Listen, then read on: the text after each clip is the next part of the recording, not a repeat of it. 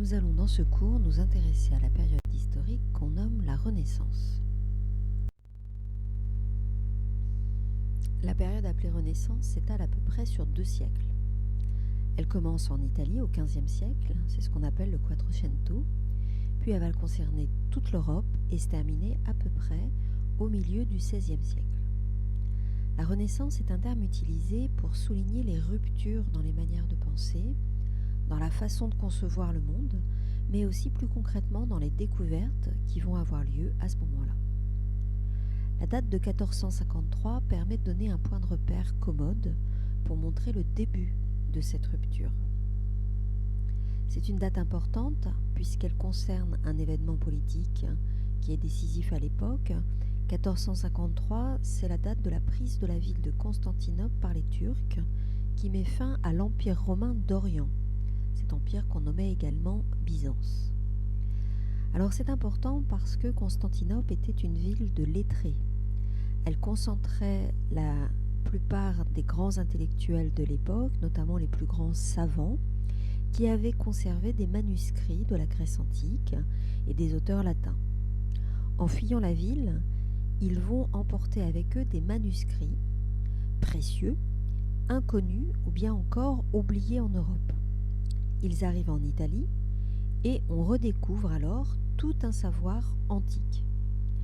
Cela va avoir pour conséquence qu'on redécouvre des auteurs dont on ne connaissait que quelques textes, par exemple Platon, mais cela a aussi des conséquences sur les sciences, puisqu'on découvre, alors encore une fois, on ne les découvre pas, mais on découvre en entier ou autrement la géométrie d'Euclide, par exemple, dont on avait donc une connaissance partielle. Alors 1453, c'est aussi une date importante, parce qu'à cette date sort la première Bible imprimée, l'imprimerie à presse de Gutenberg, qui est une avancée technologique majeure. Elle va permettre une circulation plus rapide des idées, des échanges intellectuels et surtout un accès direct et individuel aux livres. Cette innovation technologique n'est que l'une des nombreuses innovations qui vont intervenir dans cette période, en particulier évidemment dans les instruments de navigation qui vont permettre les grandes découvertes, les voyages de Magellan et évidemment 1492, la découverte des Amériques avec Christophe Colomb. Donc la Renaissance est une rupture qui est essentiellement dans la manière de voir le monde, dans la manière dont on le connaît, et c'est surtout une rupture qui va permettre une ouverture sur quelque chose d'inconnu, quelque chose qui est donc excitant, quelque chose qu'on a envie de connaître.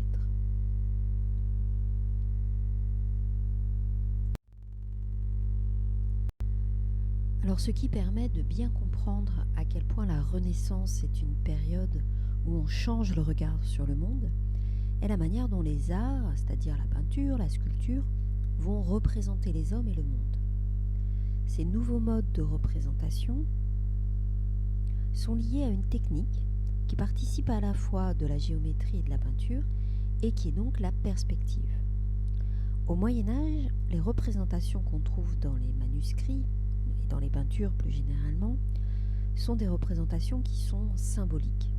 Par exemple, comme les serviteurs sont inférieurs socialement, eh bien, ils vont être représentés d'une manière plus petite que les nobles. On va les représenter inférieurement, eux aussi. Ils sont donc dans les peintures en tout petit. C'est ce qu'on appelle une représentation symbolique. La perspective permet de donner une image en 3 dimensions, c'est-à-dire qu'elle ajoute l'illusion de la profondeur. Du coup, la figure du peintre en tant qu'individu devient importante, même si bien sûr les peintres ne sont pas encore tout seuls, ils sont inclus dans des ateliers et ils ont des assistants avec eux qui ou préparent la toile ou terminent même les tableaux. Mais le peintre devient important en tant que tel parce que c'est celui qui voit la scène qu'il veut représenter. Et il organise, selon la position où il se trouve, tous les effets de profondeur, de proximité ou de lointain. Tout s'organise selon son point de vue subjectif. Il y a donc un effet de réel dans le tableau qui imite le regard du peintre dans la vie réelle.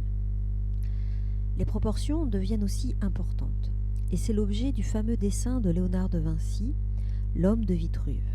Alors cet homme de Vitruve, en réalité, c'est un dessin que Léonard dessine alors qu'il est en train de lire un grand traité de géométrie qui est de l'auteur Vitruve, auteur latin, qui est à la fois un architecte et un géomètre.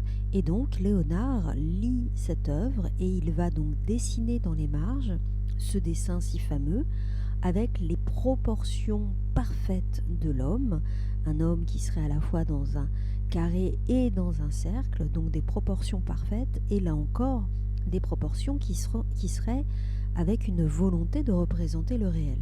Nous ne sommes plus du tout dans le symbolique. Alors ce dessin de Léonard de Vinci, l'homme de Vitruve, il est fameux. Il résume à lui seul à la fois la Renaissance, mais aussi dans les changements de représentation du monde qu'il symbolise, qu'il montre, eh bien, il va également résumer un autre mouvement d'idées très important à la Renaissance qu'on appelle l'humanisme.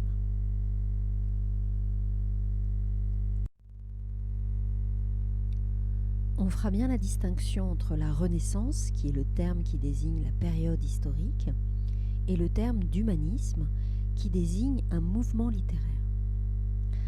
L'humanisme désigne une nouvelle façon de concevoir l'être humain. Il s'agit de placer l'homme au centre de l'univers, l'homme, c'est-à-dire en fait l'humanité, sans distinction, et de lui faire confiance. Ce terme de confiance est important, parce que les humanistes considèrent que les hommes sont capables d'apprendre, qu'ils sont capables de progresser dans leur savoir, qu'ils sont capables en fait de vivre mieux. Et en ce sens, ils s'opposent au Moyen-Âge, et ils s'opposent en réalité dans le Moyen-Âge dans la vision chrétienne qui dominait, et c'est une vision qui était très négative puisqu'elle était liée à la doctrine du péché originel. En effet, dans la Bible, Adam et Ève sont expulsés du jardin d'Éden, c'est-à-dire du paradis, parce qu'ils ont mangé le fruit défendu. Le fruit défendu, c'est en fait le fruit de la connaissance. Et donc la chute, c'est le mot qu'on utilise pour désigner une chute au sens propre, c'est-à-dire qu'Adam et Ève descendent sur terre, ils chutent du paradis sur terre, mais c'est aussi un mot qui est au sens figuré, le fait que cette consommation interdite de la connaissance, le savoir, les a condamnés à vivre dans le malheur, loin du paradis, à gagner leur pain à la sueur de leur front, c'est-à-dire qu'ils doivent travailler. Autrement dit, pour regagner le paradis, l'homme sur terre doit mener une vie simple, une vie modeste, ne pas chercher à occuper une autre place que celle qu'on lui a attribuée à sa naissance, il doit rester à sa place. Et le savoir, c'est justement ce qui permet d'ouvrir l'esprit, qui permet de se dire, tiens, les choses sont comme ça ici, comment ça se passe ailleurs? Et donc, autrement dit, de ne pas rester à sa place. Donc, le savoir, c'est quelque chose que l'Église, au Moyen-Âge, réserve à ceux qui ont le pouvoir et surtout pas à une masse importante des personnes.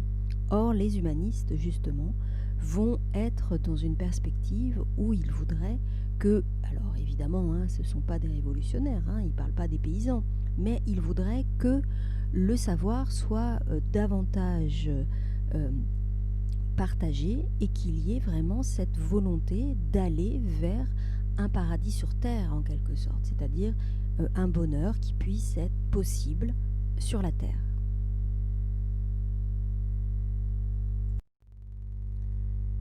Les humanistes vont donc encourager toutes les formes d'ouverture culturelle et donner une grande place à l'éducation. Ils rêvent d'un autre monde possible, d'un homme meilleur, et on voit que c'est un mouvement qui est européen puisque ces idées vont circuler dans toute l'Europe. Erasme est sans doute l'auteur le plus important. Il symbolise bien la diffusion et la circulation des idées, puisqu'il est basé à Mayence et il va avoir un nombre de correspondants avec qui il échange des lettres et donc des idées depuis cette ville où il réside dans l'ensemble de l'Europe.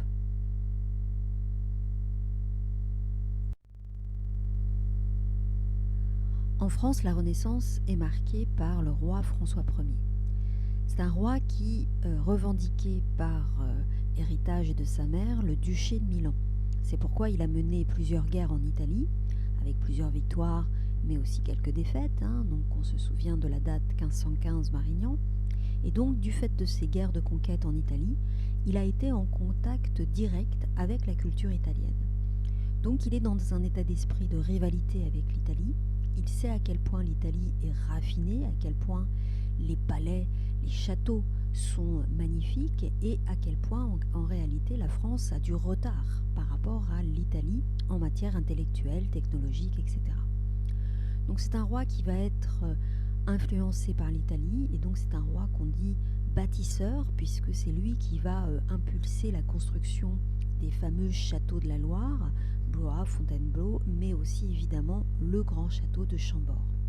C'est un roi qui va être protecteur des arts, c'est lui qui va notamment développer une amitié avec Léonard de Vinci et le ramener donc en France, avec en particulier évidemment la Joconde. C'est un roi qui va être protecteur des lettres, il va créer la Bibliothèque nationale de France, il va également protéger donc des artistes. Et puis, par rapport à la langue française, c'est un roi qui va avoir une importance capitale, puisque c'est lui qui va ordonner que la langue française soit la langue du royaume pour tous les actes officiels.